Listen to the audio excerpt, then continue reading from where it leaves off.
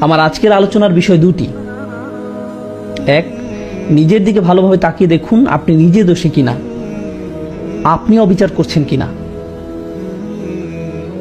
দুই, নাকি আপনার উপরই কোনো অবিচার করা হচ্ছে। আপনার উপর অনেক বিষয় নির্ভর করে। যদি আপনার প্রতি অন্যায় চলতে থাকে তাহলে একসময় আপনি ভেঙে পড়বেন, নিজের দায়িত্বগুলো ঠিকমতো পালন করতে পারবেন না। সুতরাং অন্যকে খুশি করা নিয়ে দুশ্চিন্তা করবেন না। মানুষকে সন্তুষ্ট করা এমন এক গর্ত খোঁড়ার মতো যার কাজের কোনো শেষ নেই। আপনার কাজ তাই আল্লাহকে খুশি করা। আপনি যদি এখনই মারা যান তাহলে যেন আল্লাহর সামনে দাঁড়িয়ে পূর্ণ চেতনা নিয়ে বলতে পারেন, হে আল্লাহ, আমি কারো অধিকার কম দেইনি, আমি কারো প্রতি অবিচার করিনি। আমি জানি তারা সবাই হয়তো এমনটা মনে করে না, কিন্তু তুমি আর আমি জানি আমি কতটুকু করেছি বা করিনি। এটাই ইহসান। ইহসান হলো আত্মসচেতনতা।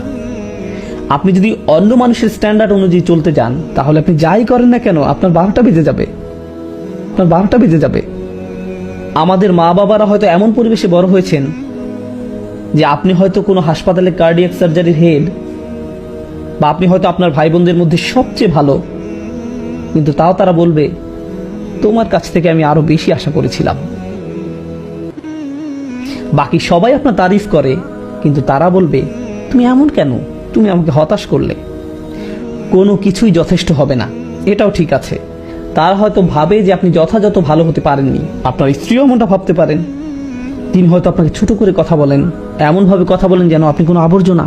সন্তানেরা হয়তো আপনাকে কষ্ট দেয়, আমি জানি না, কিন্তু একটা কথা মনে রাখবেন, আল্লাহর সাথে আপনাকে সৎ থাকতে হবে।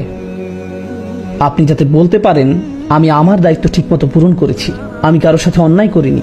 এটাই হলো ও আবুদুল্লাহ ওয়ালা তুশরিকু বিহি শাইআন ওয়া বিল ওয়ালিদাইনি ইহসানা। এটুক ঠিক করে চলাই একটা বড় কাজ। এরপর তারা যাই বলুক সেই ভার আল্লাহর কাছে, সেটা আল্লাহ আপনার উপর চাপিয়ে দেননি। এরপর আসে নিকটাত্মীয়দের কথা, তাদের দিকেও খেয়াল রাখতে হবে। প্রতিবেশীর অধিকার, অনেক আলেমরা বলেন আপনার বন্ধুরাও এই আওতায় পড়ে। বিশেষ করে যেসব বন্ধু আপনার বাসার কাছে থাকে, তাদের কিছু প্রয়োজন কিনা সেদিকে খেয়াল রাখা। আপনি যত বেশি অন্য মানুষের দিকে খেয়াল রাখবেন আল্লাহ তত বেশি আপনার যত্ন নেবেন। এদিক থেকে ভাবলে এটা আসলে নিজের দিকেই খেয়াল রাখা। আপনি যদি নিজ থেকে এগিয়ে অন্যের খবর নেন, তাদের সাহায্য করেন, আল্লাহ তাহলে আপনাকে অনেক সমস্যা মিটিয়ে দেবেন। এমনকি যাতায়াতের ক্ষেত্রেও আপনি হয়তো ট্রেনে, প্লেনে বা বাসে কোথাও যাচ্ছেন, আর আপনার পাশে একজন বসে আছেন, হয়তো কোনো ডাক্তারের অফিস বা এয়ারপোর্টের লবিতে কারোর সাথে বসে আছেন।